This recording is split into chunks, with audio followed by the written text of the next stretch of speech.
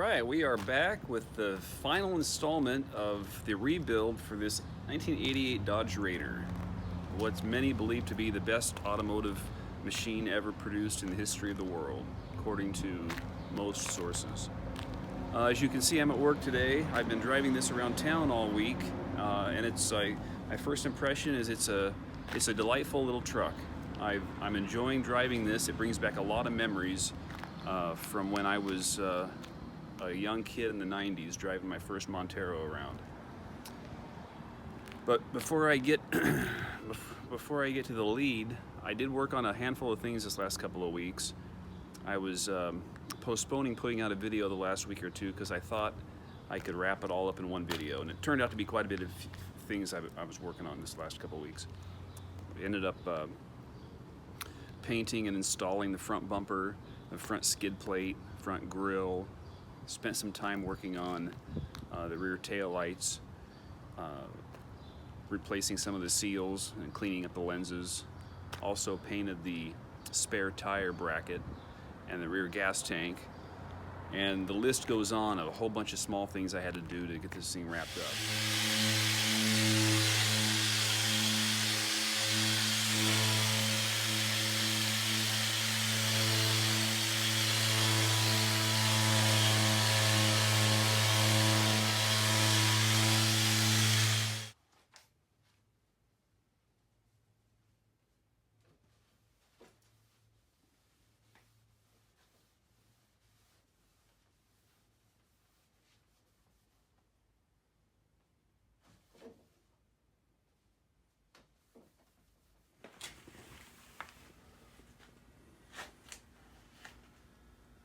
Yeah, that black paint turns out really shiny. Once you put a little bit of rubbing compound on it, it's like a mirror. Pretty amazing for 30-year-old paint.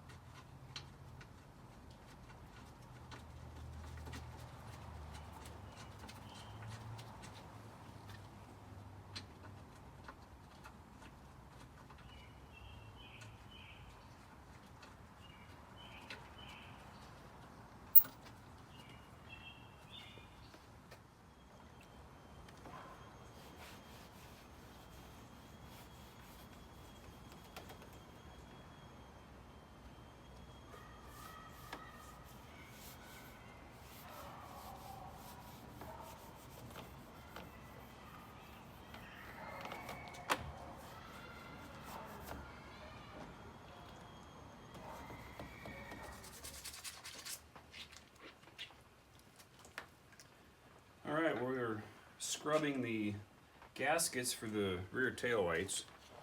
Took them all apart, and the gaskets were pretty mossy and dirty.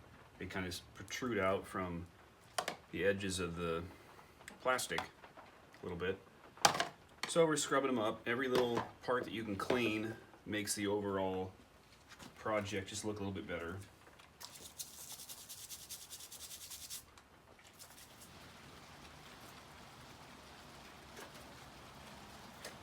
Okay, we're just cleaning up the taillights here.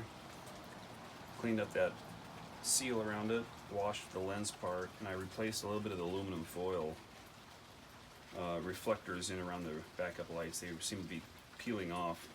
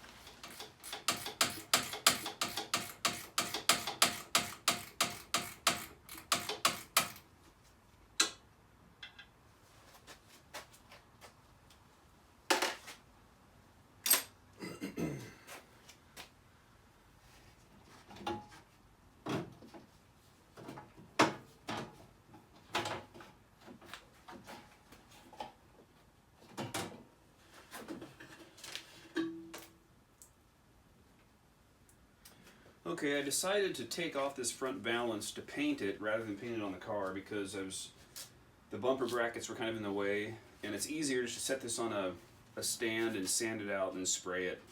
Just took a few minutes to unbolt it. It's got 8 fasteners, 2 on each end and 2 in the center, and then you have to deal with this hose routing for the headlight washers. So I will set that outside and we'll start sanding on it here in a few minutes and get it ready to spray. And then I'll also do the same with the bumper and the skid plate. We'll do them all at the same time.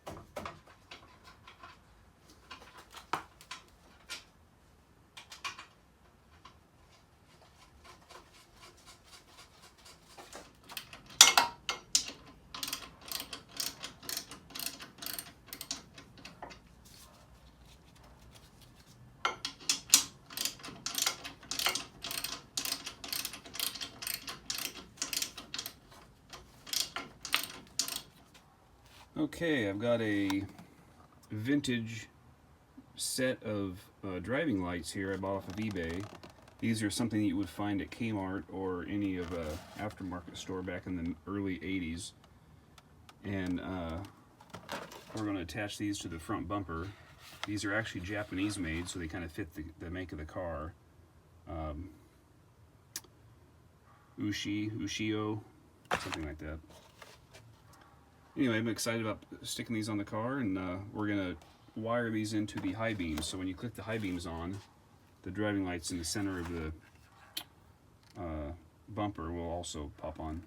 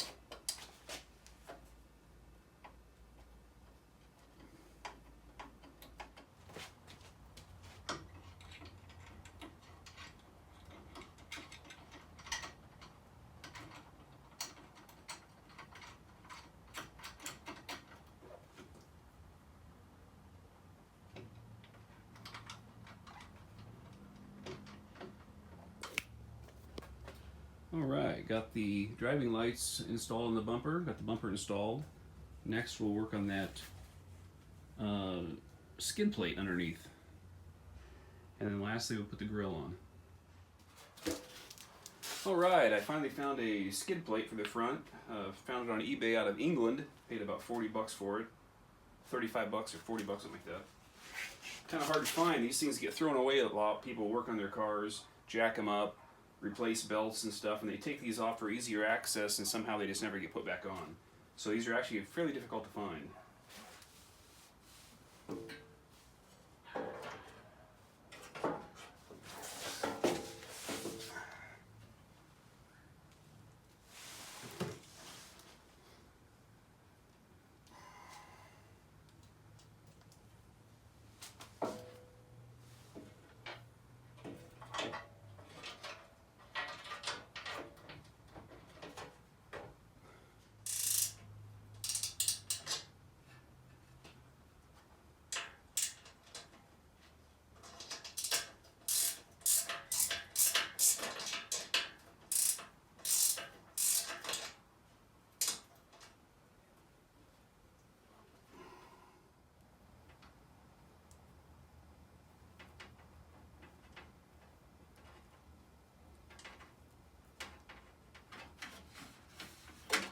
Okay, I'm wiring up these driving lights I installed, and all I'm doing is just running a hot lead. Goes from the battery to a switch that's going to be controlled by the high beams. So, and the ground is right to the bumper. So you basically have a hot lead from the battery that's going to have a fuse on it that runs through a small switch. When you turn the high beams on, it triggers a switch and turns on the high beams along with, or the driving lights along with the high beams. That's going to be the idea. So I'm just wiring all this up before I put the grill on. It's a little easier to get to.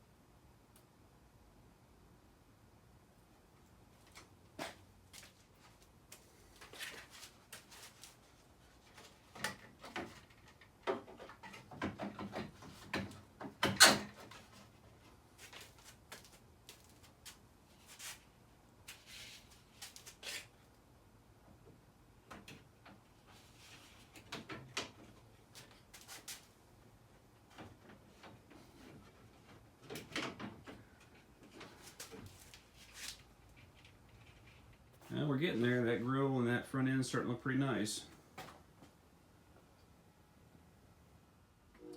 Alright, we're hooking up a switch here for those two driving lights up front. We're running a hot lead from the battery. Okay, we have a hot lead tied right into the positive on the battery with a fuse, inline fuse. The wire runs around that over here to a switch. This is a relay switch, which I'm going to tape right to the side of the firewall. And that switch turns on my driving lights, which is turned off until you power it. I'm going to power it by the high beams right here. So when you click your high beams on, it turns that switch on, turns the driving lights on with the high beams. So that's what we're working on now. We're just cutting a few pieces of wire and shrink wrapping the ends, making it look kind of professional. That's the idea.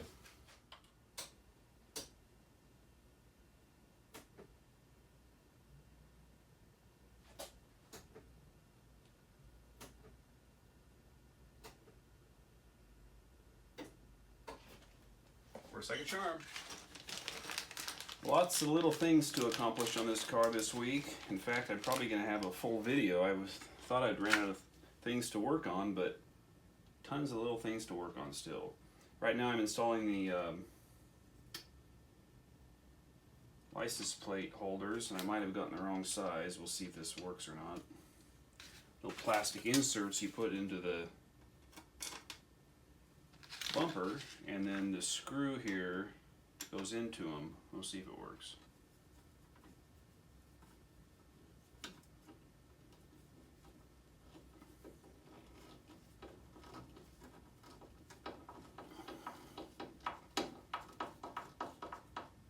Well, looks like it does work.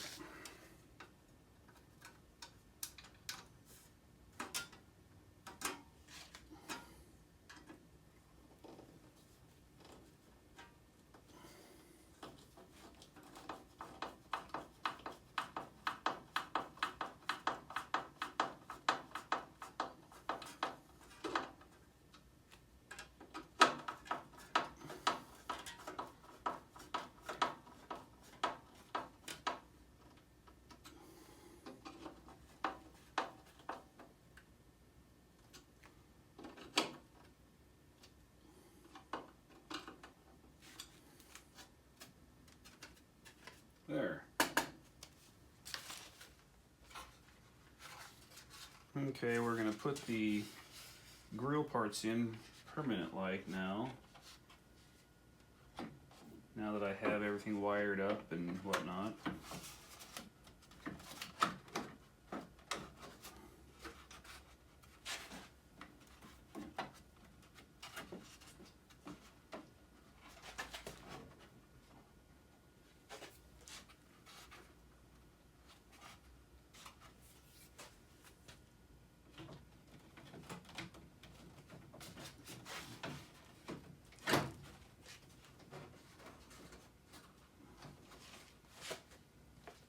Okay, I'm working on this mirror, working on both the mirrors as a matter of fact, but this one needs a little bit of welding done.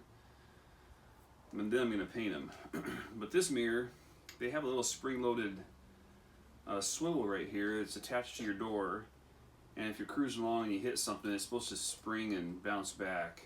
But they're rusted tight, so they don't move. So what has happened is somebody has hit something with this mirror, and it actually twisted out the rivet point underneath the swivel. So now it's just permanently wobbly. So I'm going to go ahead and weld that rivet back together, and then we'll paint it. The other side is fine. I don't have to deal with that. I just have to paint them. So we're going to go ahead and fire up the welder here and get this fixed real quick.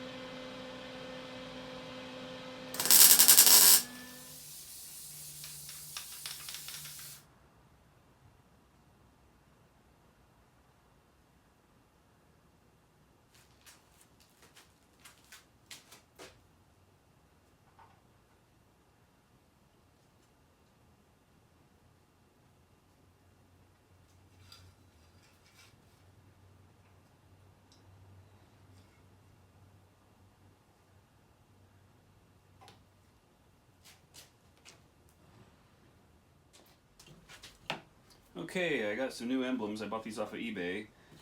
The passenger side emblem was missing, so I went ahead and bought a couple more. And I just have to attach some 3M tape, emblem tape to the back. We'll degrease the fender and then slap those on. Shouldn't take but a few minutes. Then we'll get back to those mirrors. They're drying in the other room right now.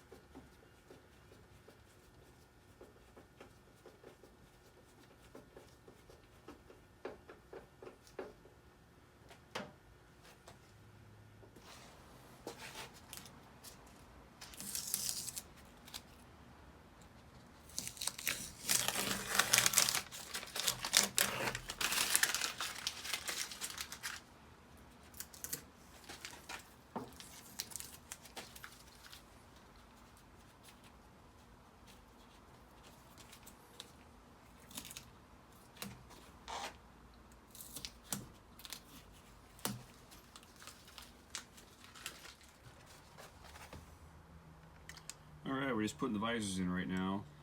Just working on a lot of little tedious odds and ends, wrapping up this project.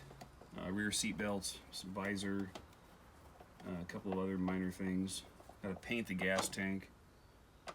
But the last major thing is that hood. I'm gonna paint that hood this week, and then we will be completely done with this truck. And we will be popping wheelies with it out on the main boulevard. Now these sun visors are kind of gnarly. They're not great.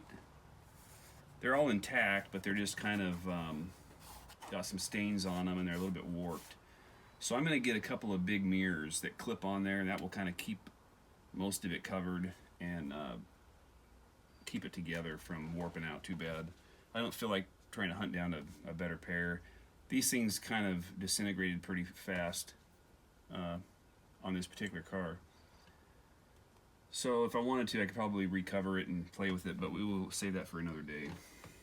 I'm just about mentally done with this truck, ready to move on to some other projects.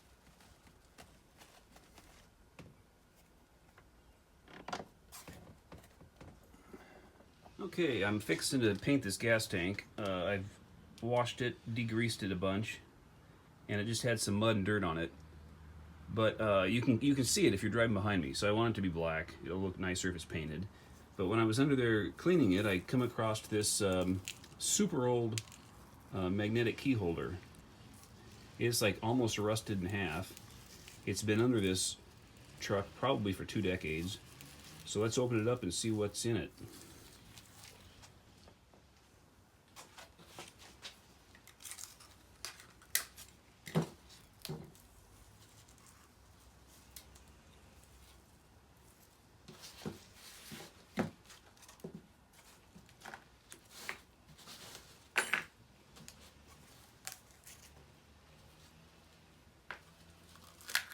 Wow, it's rusted. I can just pull the metal off of it. It's been under there a long time. Got a key in it.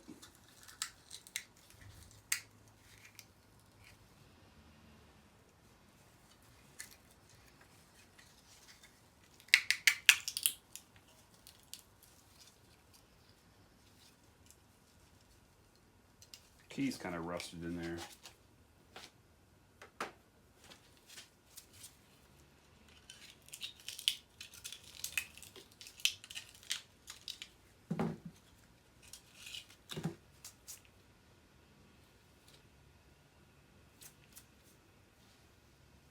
Alright, I'm going to clean that up and see if it works.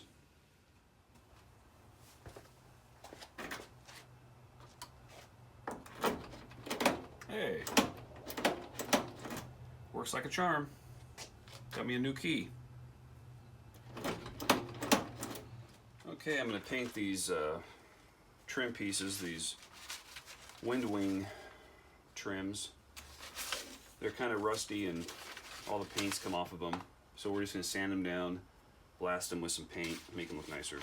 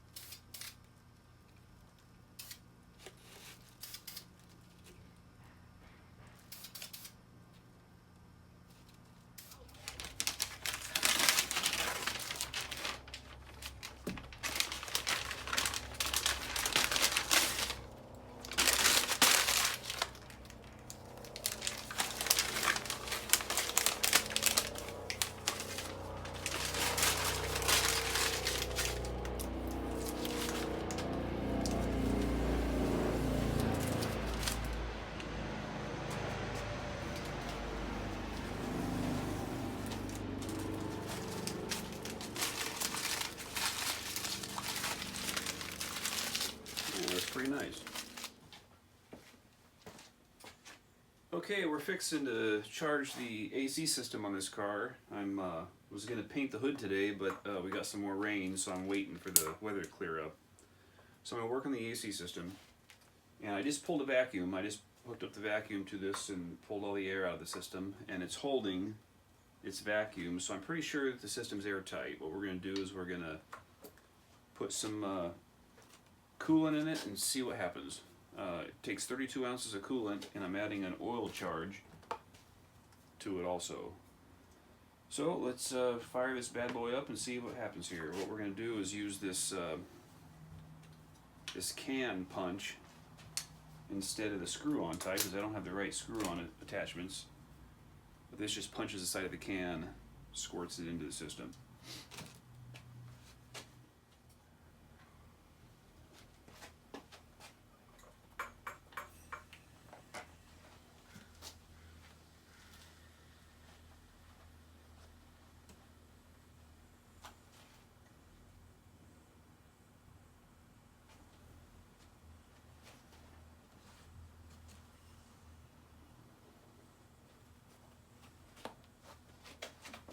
Okay, we got it squished there.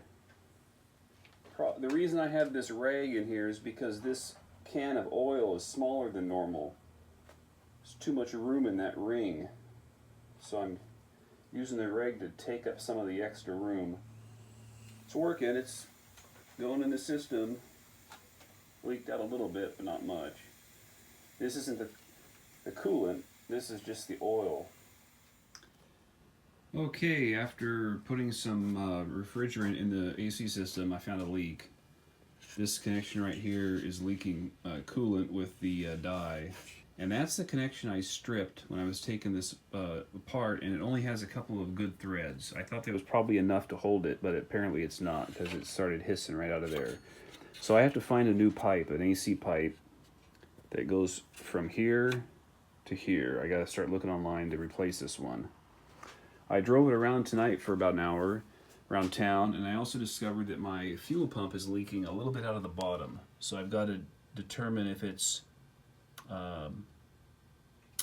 the hose or if it's the fitting that I've got screwed up into the bottom of that pump. So I got to work on that too, because it's dripping a little bit of fuel. I've also discovered that my rubber seal for the cap of this brake master cylinder is leaking a little bit. It's the rubber component that goes inside this cap, and they usually have like a accordion baffle to them, so that if you get low on fluid, it sucks down the seal. Well, it's leaking, and you can see it's got moisture out here. So I got to find a new seal for that cap, or a whole new cap. So as I'm driving this, I'm finding a few odds and ends that have to be tinkered with. Furthermore, I ordered a seatbelt today for the driver's side because this driver's side seat belt is not retracting all the way. And that's becoming a real pain. Just in one night of driving it around, it kind of flops outside the door. After you've driven it for, you get out to go do something, this sucker flops out. It won't pull it all the way back up. So the mechanism's got some damage to it. I ordered a new mechanism. It'll be here in a few days. We'll fix that next. Charged the air conditioning system, and I think there's a leak coming out the pump because the front of the pump has some moisture coming out of the pulley, and after a week or so it won't kick on now, which means the low pressure switch has probably been triggered. So I'm gonna have to look at that. And I had a handful of minor things that popped up this week while driving it. I had to tighten a few attachments for the fuel pump. It was leaking a little bit of fuel. That wasn't a big deal. And the seat belt turned out to be an issue. The driver's side seat belts doesn't retract all the way. So every time you get out of the car, you have to take a few seconds to tuck the seat belt in under the seat, otherwise you slam the door on it. So I went ahead and ordered a new seat belt retracting unit. That showed up. I'll be putting that in this week. That will take one of the annoyances out of driving this car around town. Also, I painted the hood. I took out a couple of dents in the hood and painted it, but I lost patience and may have wrecked the paint job I put on there. You're supposed to wait until the paint hardens enough to cut and polish it. And I jumped the gun and color sanded it and tried buffing out the paint just within a couple of days of spraying it, and it's just too soft. It's not hard enough to hold a shine. So I'm gonna wait a few weeks and I'll buff it again here in a couple, 3 weeks. But I'm suspecting that I took enough paint off of it. I only put 3 layers on. I took half of those off, cutting and buffing it. So there may not be enough left to buff out. It may start to get thin. So if that's the case, I'll put another fresh coat of paint on that hood. But it turned out nice. It's nice and straight. And in fact, because it isn't perfectly glossy, it actually matches kind of the rest of the car, so it doesn't stick out as being a freshly painted hood. So I guess that's all right. Okay, after block sanding this hood, you can clearly see all the low spots. The glossy black is the original paint that didn't get touched by the sandpaper, and all this flat black is where the sandpaper was sanding. And most of these are due to, most likely, just dents. This is a small dent. There's a small dent here. And so I'm going to go ahead and use a little bit of filler on some of these spots. Now, where you have a dent next to a body line, the easiest way to maintain that body line is to put down a piece of tape on the far side that you're going to mud this side, you're going to tape that side. And what you do is you put a thin layer of filler quite a ways away from the circumference of what you think your dent is. We'll go out here quite a ways. And then before that filler hardens, you just tear this tape up, and it creates a crisp line right down that body line. And then you'll do the same thing on the other side. You'll put a piece of tape over your body filler and mud this side. That way it maintains that body line, and you can sand it back into shape. If you don't use the tape, it's much harder. You end up with a body line sometimes that wiggles, and you have to spend extra time trying to get it straight again. So the next process is going to be to put a little bit of filler on all these dark spots. We'll prep them with a little bit of sandpaper first, make sure they're rough. And we'll also sand any rust spots. I've got a couple of minor little rock dings that had a little bit of rust coming through because it was bare metal. And we just sanded all the rust off, and we'll put a little bit of filler over them.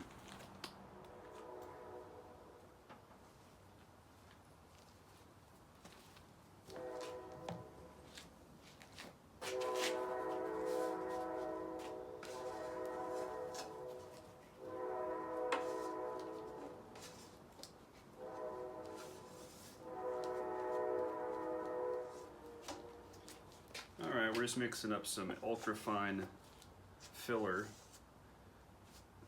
and you mix the hardener in with it, mix it up for a few minutes. The more hardener you add, the faster it sets, so you kind of decide how fast you like to work.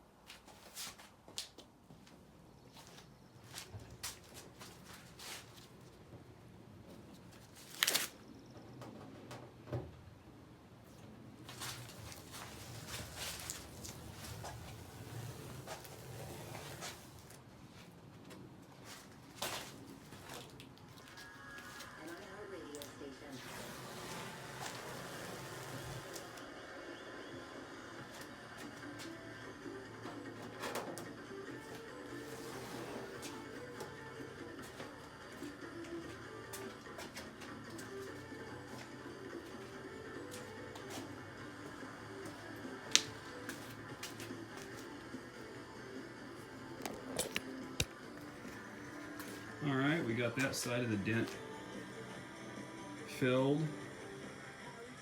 Next we will fill that side and we'll come back and sand it.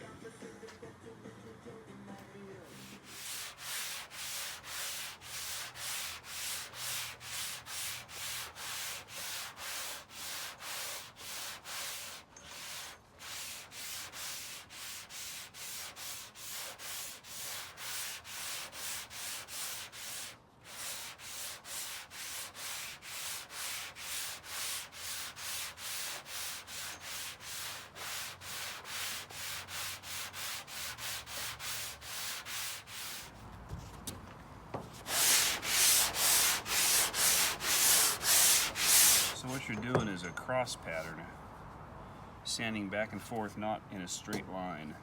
You want to cross back and forth. And we're going to rough this shape in and then get some guide coat spray paint, just some black spray paint with a light misting on it, and then we'll sand it again to see if we have any highs or lows.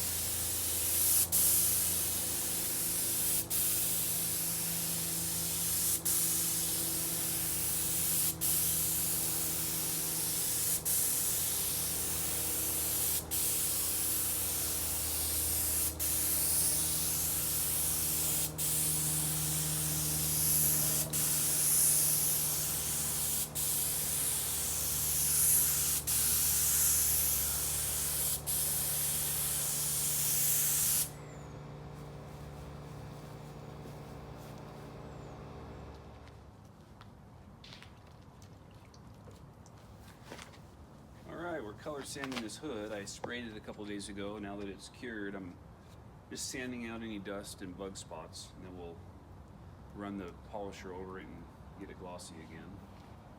Just using a little bit of soapy water and a 320 grit sandpaper.